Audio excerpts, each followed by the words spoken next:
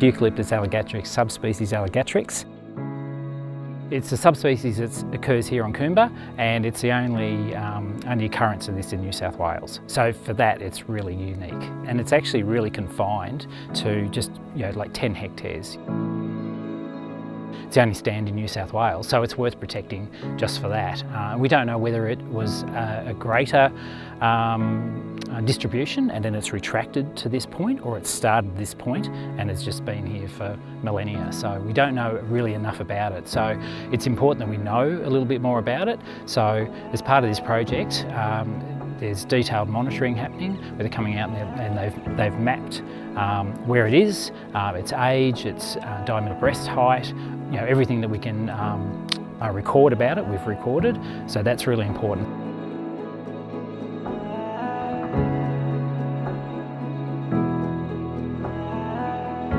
Office of Environment and Water have identified it, and so I guess it was flagged with them that we need to do some work. We approached Steve a couple of years ago and said, do you want to do some work to protect it, to protect the site? And so so that's where it came from there. In a way, it's a bit of a win-win. We get to study the species, we know what's happening with it, but he also gets to manage his area a little bit better. So we've helped financially with the fencing and a water trough and some rabbit control and things like that that'll help the species, but it'll also help Steve.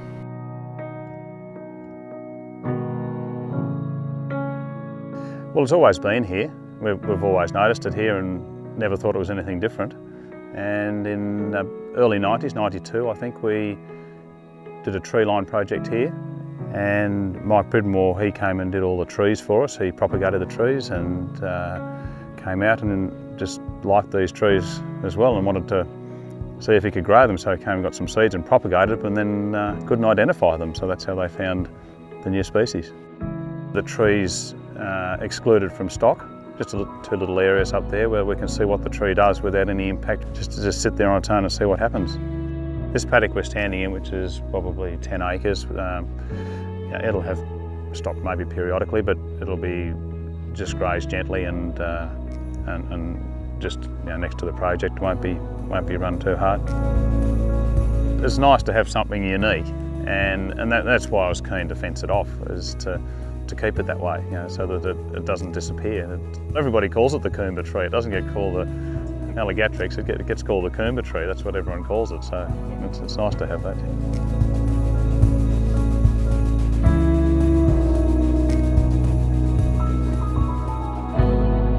The purple cobble butterfly is only situated here in the central tablelands between Lithgow, Oberon and Bathurst.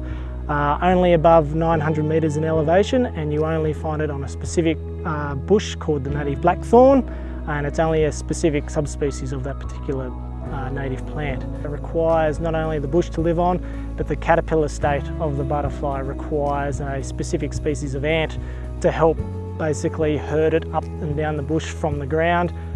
The ants actually receive a secretion, sugary substance from the caterpillars, which then feeds the ants. So it's a very symbiotic relationship between the ant, the butterfly, and the caterpillar, and the bush itself, the native blackthorn. Some of the activities that we funded over the last 3 years have included planting the Bosseria plant in some of the known locations where the butterfly is known to occur. We've done a lot of weed controls, things like blackberry, serrated tussock, and those kind of species that compete for space with the native blackthorn. We've also been doing a lot of monitoring across those sites as well, and we've been using those monitoring of those sites as a means to give us a bit of a base data set for what populations are at sites for an experimental burn program that we've just only completed in the last couple of weeks. So last year we invited the Meadowflat Public School to come out and have a look, mainly because they've got a really great history with national parks, with Ray Madwich, and also producing the book that was produced back in 2013 and was actually mentioned in New South Wales State Parliament at a particular session. So something that really got a good coverage, and we wanted to try and get the kids out to actually come and see the butterflies out in the flesh. So last year we took them out to the site, we put on a barbecue, fed the kids, and let them have a real good look around and see the butterflies in flight and see them fluttering around in their natural habitat, get to know a little bit more about the ecology and the biodiversity of the local area. and also just getting them to learn a little bit more about the butterfly and tie it into what they're trying to do at the school. We've had a really deep focus in the last 12 months on sustainability within the area and bringing science into the classrooms and doing a lot of practical activities. Meadow Flat's been involved with this program with the purple copper butterfly for many years and written a book about 5 or 6 years ago. The students here, so they have a unique tie with it. So we went out and spent a day with the Landcare team and did a butterfly audit where the students were able to go around and locate, try and count how many butterflies they could see. They were taught about the biodiversity of the area, the specific plant that it needed to use for its habitat. The students had a wonderful day out there. They learned about a lot of different kinds of animals in the area and learned a lot about their local environment and how they can improve and protect species in the area.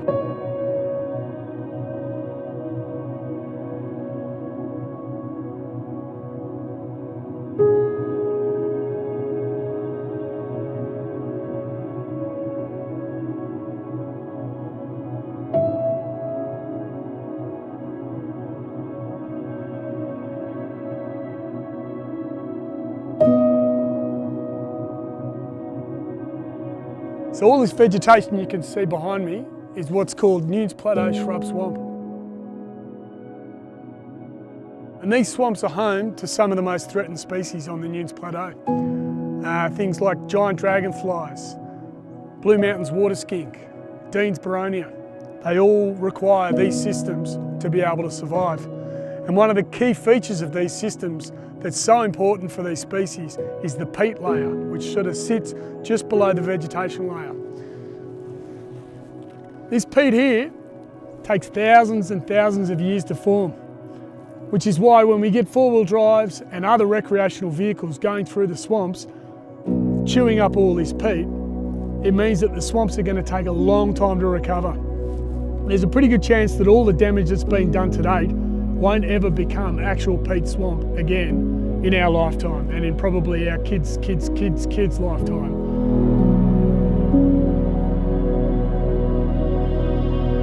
But what we can do by blocking off access is to at least minimise the impact so it doesn't get wider and wider and wider and we lose more and more of this essential swamp resource.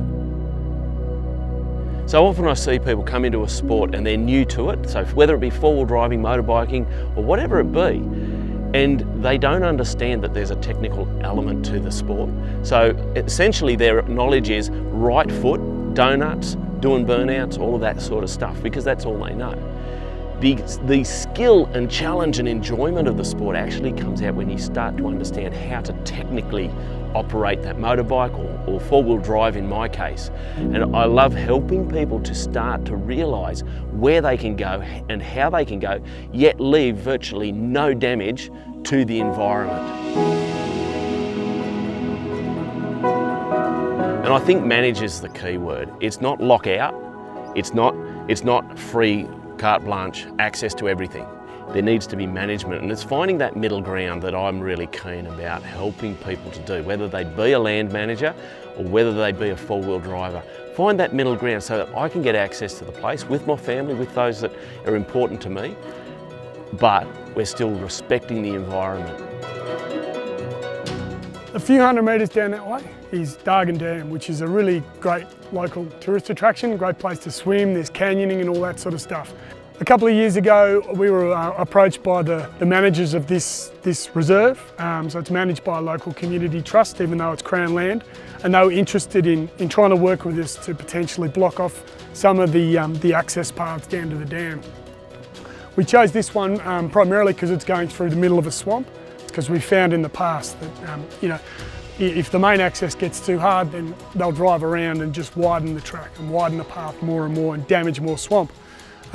So we worked with the local trust and we put in these bits of old railway. As well, we got all this dead material which we used to try and sort of not only help to regenerate, there'll be some seed and things like that in there, but it just makes it less attractive for people to try and drive down through there. These are actually in the ground a fair way as well, so you'd be doing really well to pull them out. The main reason we blocked this one is because it goes through the swamp, but because we have another good track that still leads down to the dam, we're not stopping anyone from being able to do what they want to do, which is come down to the dam on a sunny day, have a bit of a swim and all that sort of stuff.